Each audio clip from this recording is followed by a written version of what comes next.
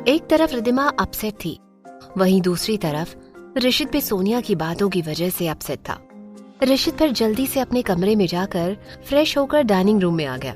ऋषित ने सर्वेंट को 2 प्लेट्स लगाने को कहा और प्लेट्स रिद्धिमा के कमरे में लेकर चलने को कहा। दूसरी तरफ रिद्धिमा को सुधा के लिए बहुत ज्यादा बुरा लग रहा था। उसे बहुत बुरा लग रहा था कि सुधा माँ और मिहिर ने क्या कुछ सहा था। रिद्धिमा के दिल में सारी बातें बार बार आने लगी। रिद्धिमा ने सोचते हुए खुद से ही कहा, ऋषित की माँ अंतरा, सुधा माँ और मेरी खुद की जिंदगी कितनी सेम है। अंतरा आंटी के साथ भी अरुण अंकल ने धोखा किया, सुधा माँ के साथ भी अक्षय मल्होत्रा ने धोखा किया और मेरे साथ भी ऐसा ही कुछ हुआ।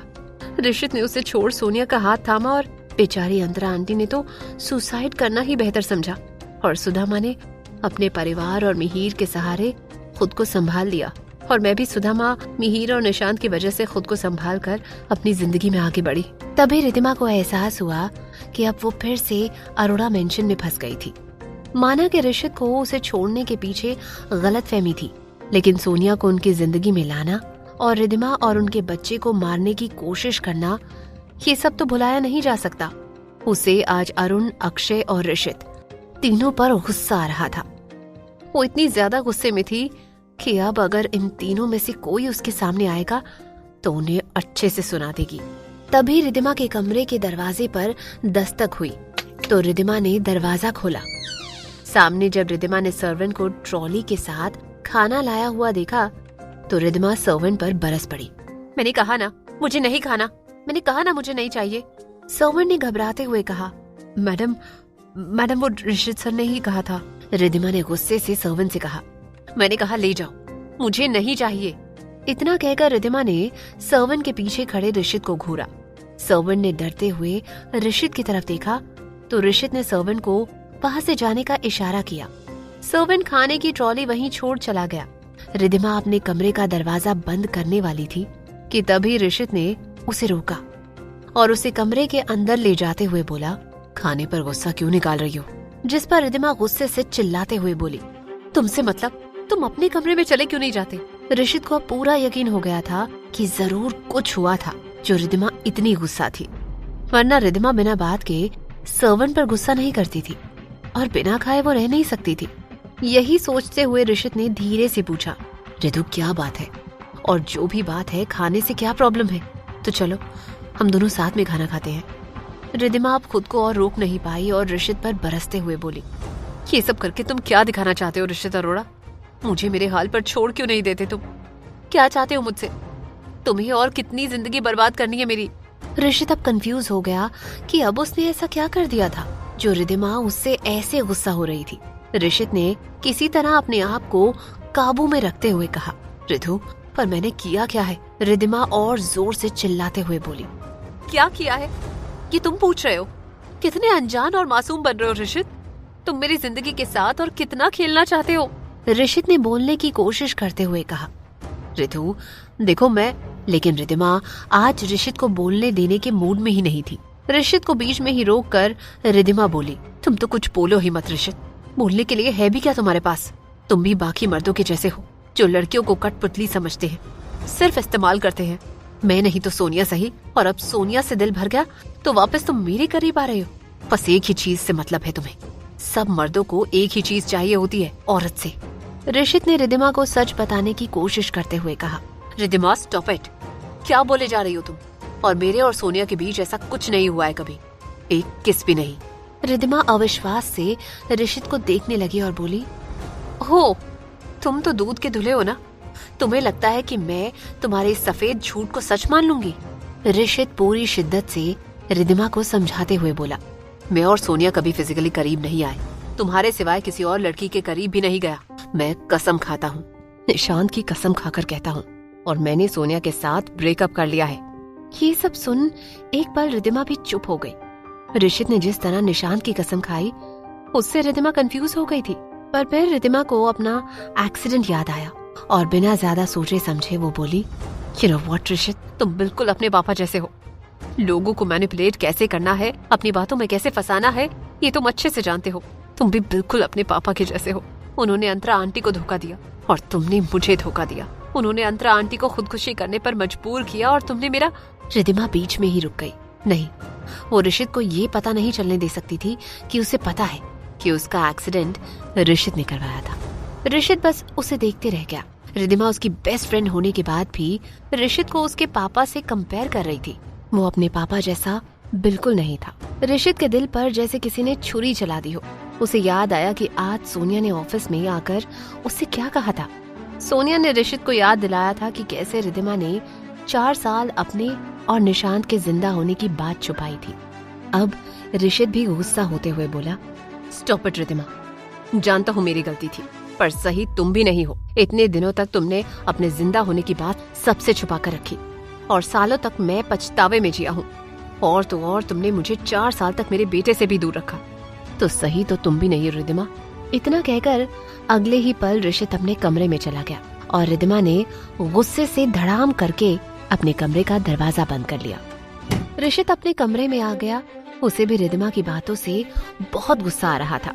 गुस्से से ऋषित ने टेबल पर रखा एक फ्लावर पॉट तोड़ दिया और फिर जो चीज उसके हाथ लगती उस चीज को तोड़ फोड़ करने लगा। तोड़ फोड़ की आवाज से सभी सर्वेंट परेशान हो गए। वो लोग सोच ही रहे थे कि क्या अरुण को ये बात बतानी चाहिए। तभी अरुण अपने कमरे से बाहर आया। उसने सर्वेंट को उनका काम करने को कह दिया और खुद ऋषित के कमरे में चला गया। इधर ऋषित ने एक ड्रॉर में से अपनी माँ अंतरा की फोटो निकाली। अपनी माँ की फोटो देख उसका दिल और टूटने लगा। हार कर वो बेड पर बैठ गया और अपनी माँ के फोटो से ऐसे बात करने लगा जैसे उसकी माँ ही उसके सामने हो।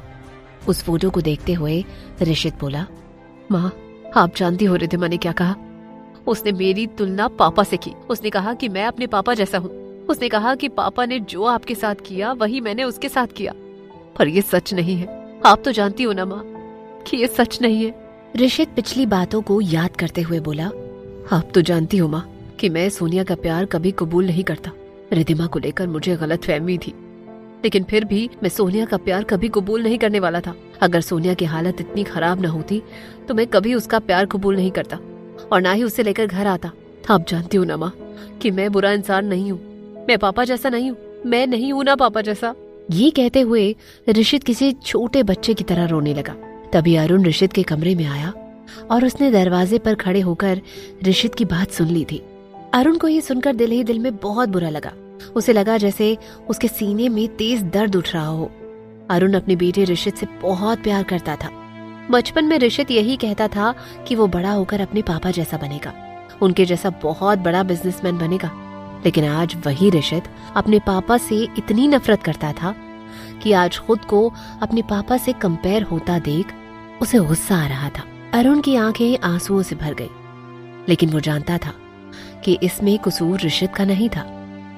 अरुण ने गलती ही ऐसी की थी। खुद को संभालते हुए अरुण कमरे में गया और उसने ऋषित के कंधे पर हाथ रखा। ऋषित ने अपनी माँ की तस्वीर से नजर हटाकर अरुण की तरफ देखा तो अरुण ने धीरे से ऋषित को समझाते हुए कहा, तुम मेरी तरह नहीं हो बेटा।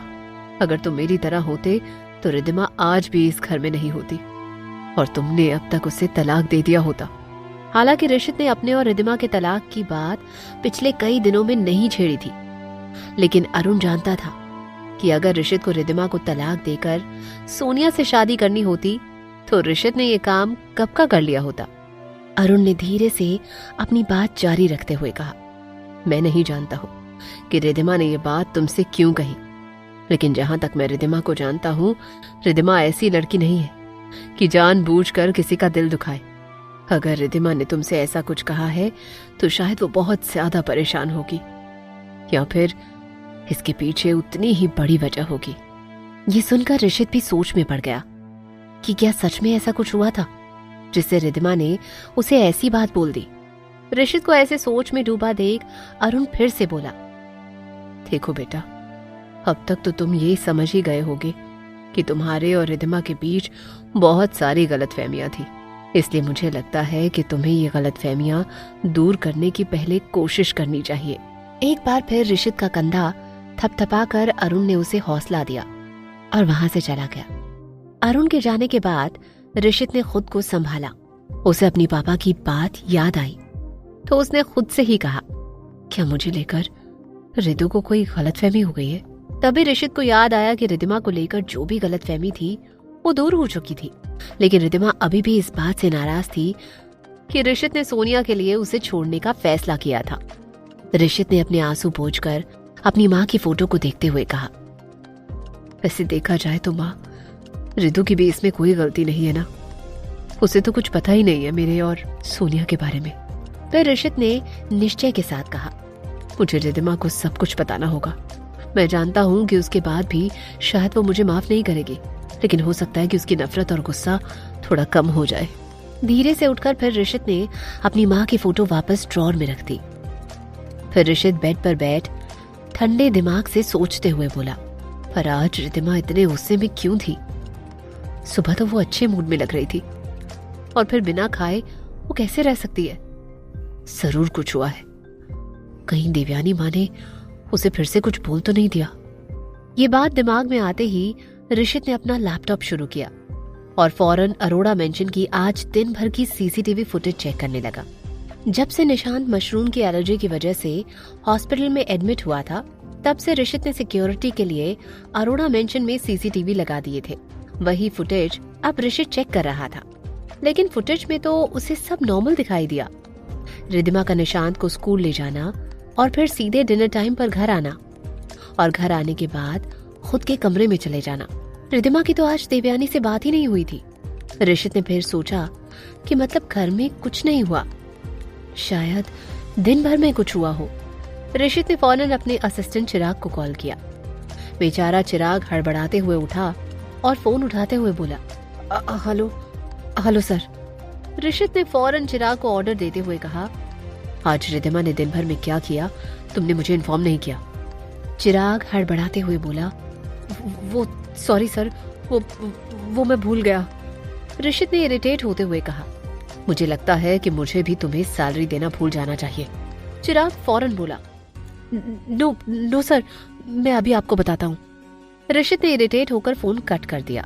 चिराग ने खुद से ही बड़बड़ाते हुए कहा, हे भगवान, इतना खड़ूस बॉस मुझे ही क्यों मिला है? ऋषित सर ना खुद सोते हैं ना मुझे सोने देते हैं। ऋषित ने रिद्धिमा पर नजर रखने के लिए आदमी लगा रखे थे और रोज रिद्धिमा की डेली जानकारी वो इन्फॉर्मर चिराग को देते थे और चिराग फिर ऋषित को बताता था। लेकिन आज ऑफिस में इतना काम था कि चिराग सब भूल गया था। फिर चिराग ने अंगड़ाई लेते हुए ही इन्फॉर्मर को फोन लगाया, उसे आज की डिटेल्स ली और फिर ऋषित को फोन किया। ऋषित जैसे फोन पकड़ते हुए ही बैठा था तो एक ही रिंग में ऋषित ने फोन उठाया और पूछा, बोलो क्या पता चला? चिराग ने सच बताते हुए कहा, सर रिद्धिमा मैडम ने आज निशांत सर को पिक किया, फिर वो अपने पापा के घर गई और फिर वहां शाम को सीधे अरोड़ा मेंशन में आई। ऋषित ने परेशान होते हुए पूछा, उसके पापा के घर में कुछ हुआ था क्या? चिराग ने जवाब दिया, ये कैसे पता चलेगा सर, मतलब शायद कुछ हुआ हो। मिस्टर मिहिर और उनकी माँ सुधा जी दिल्ली से आए हुए हैं। वैसे एक बात पता चली है कि डॉक्टर आए हुए थे और जहां तक मुझे पता चला है कि वो सुधा जी की डॉक्टर है, तो शायद सुधा जी की तबीयत ठीक नहीं होगी। ऋषित ने दिल ही दिल में सोचा, तो क्या रिद्धिमा सुधा आंटी की तबीयत की वजह से इतनी परेशान थी? तभी चिराग ने आगे बताते हुए कहा, वैसे एक और बात है सर, जब रिद्धिमा मैडम शाम को अपने पापा के घर से निकली तो सोनिया मैडम उनसे मिली थी। सोनिया मैडम और रिद्धिमा मैडम के बीच क्या बात हुई ये तो हमारा इन्फॉर्मर नहीं सुन पाया, लेकिन उसके बाद रिद्धिमा मैडम सीधे अरोड़ा मेंशन आ गई। चिराग की ये बात सुनते ही ऋषित चिल्लाते हुए बोला, ये सोनिया वाली बात तो मुझे पहले नहीं बता सकते थे। चिराग ने हड़बड़ाते हुए कहा, सॉरी।